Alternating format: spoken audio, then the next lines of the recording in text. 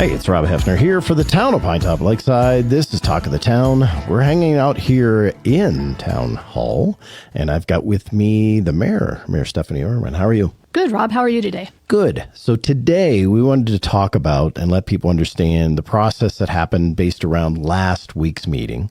And that's where you guys made two changes. One was to the actual map of planned use of the town. And then the next was actually zoning changes to allow for a development to be proposed, not to be built. It's just the beginning stages of doing that. Isn't that correct? That's exactly right. So in the July Planning and Zoning meeting, they approved the first item that you brought up was the changes to the land use map. And this is on the corner of Shoal Lake Road and White Mountain Boulevard, right across the highway from the go-kart track. Right. So that first step was to change the designation of that to planned development. The second step, the potential developer came to us with a request to rezone from Arlo to partially commercial along the frontage of Shoal Lake Road, and then planned development in the back portion. And that would allow for residential development in the back corner. Yeah, so in reality, the zoning up front was commercial. They extended it around a corner a little bit to allow for what they showed as a map. But that's right. They have this vision, which they brought a conceptual site plan to us, which shows some commercial development along the front of both of those streets, a boutique hotel right about in the center of the property, and then some townhomes along the back. And that is just their conceptual plan. They have not done any engineering. They have not done drainage studies, traffic studies, any of those things yet, because those are all expensive. Right. And they're not going to want to do those until they're sure that the zoning can be changed to accommodate what their vision is. Yeah, so let me clear that up a little bit, because the showing of the map, the conceptual, gives you the idea that you guys just approved that, and you didn't. Absolutely not.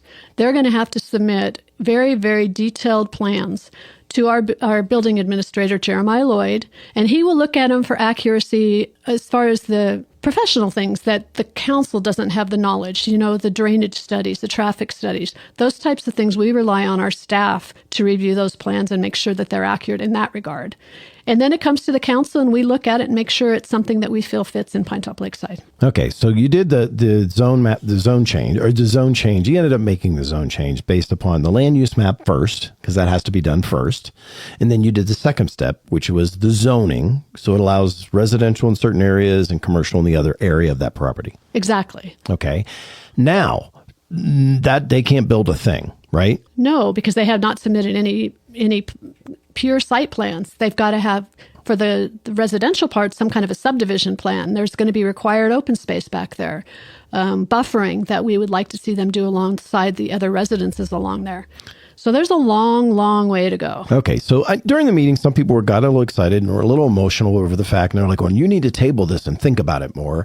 And at that point in time, you literally said, well, no, because there's so many more steps to go. All of the studies still have to be done.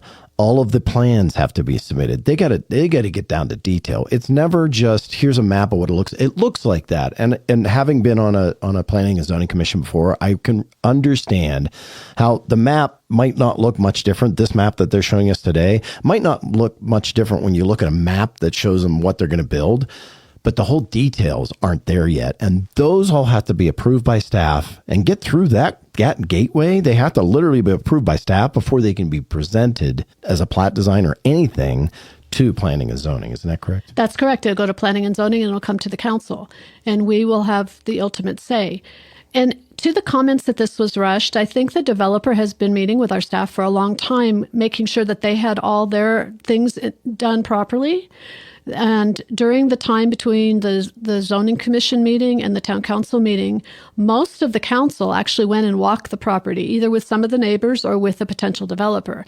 And so we saw the vision he's got on the property. It's really a beautiful piece of property when you get up in there. Yeah. And just so people understand, legally, all of council can't go at once up to the place and look at it. That's exactly right. So we're always very cautious of that. And if 3 of us go, we don't talk to any other council members because that would create a quorum. So we're very, very conscious of that. Our town manager can go Right. with 3 of us, and that's not a quorum, but 3 or 4 council, we would never do that. Yeah, so it's very important, and there's a lot of detail around the fact that we don't have these communications via email. There's not a all blast email where everybody talks to everybody once back and forth. So all of the actual discussion about yes or no or getting all the details are done in front of the public right there in the meetings. Absolutely. Absolutely. And the public has the opportunity to comment. As you said earlier, there was a lot of emotion on this. I think there's a lot of emotion and passion for this project, because if we don't start doing some things here in this community, we're just going to kind of shrivel up and die. Yeah. So I want to talk a little bit about council and you in the mayor's seat. You are specifically elected. I mean, there's a process to go out and be elected. You got to go out and collect signatures every single time, right? Every time. Yep. Yeah. You got to collect a certain amount of signatures. Then you got to get yourself on the ballot. Then you put yourself out there. You are elected to be the voice of the people. Isn't that correct? That's right. We were all elected to do what we feel is best for the entire community, not what our individual feelings are. I mean, granted, our feelings are factored into our decisions. That's human nature. But when I look at a project, I look at what's good for the entire community. And that's sometimes hard for people to swallow. Change is never easy.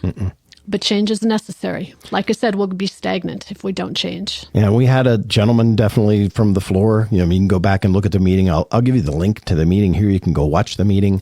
That called out that, we're going to be a bunch of just little curio shops and simple things and nothing and thrift stores. And while those are awesome for a community, that shouldn't be the only thing that exists in the community. No, and I think the kind of exciting part of this project is it is mixed use. Yeah. He's got an idea that he could put like a little coffee shop in the front, maybe some retail. I don't know if the property's big enough, just because of my knowledge, for any kind of a big market. But that would be a dream for the whole community, I think. And the public surveys showed that people want that. Having been, like I said, on planning and zoning, and it was with the city of Show Low, the only other hotels I ever saw there was they were going to level the ground, build up the foundation, and build a building. This isn't that. This is from conceptually what he's talking about is he actually works within the outcroppings of rocks and works himself into nature, which is kind of cool. It really is. There's a very interesting formation there. It's almost like a natural amphitheater that you wouldn't know unless you walked this property. And he plans to use that as a focal point for the hotel and maybe have water features or something where that would be an event center or a place for somebody to have a high school reunion or some little small gatherings like that. So I think it could be really a show place for us. Awesome. Now, being that you're the elected voice of the people, when are you available to the constituents? Anytime people want to give me a call or email, I will make myself available within reason, of course. Yeah, of course. You've got to sleep and do it family time. Well, that and a business to run. There's that. And that's pretty much goes for, I don't know any other council member that's any different than that. No, awesome. We're all very available. Okay. Anything else you'd want people listening to know?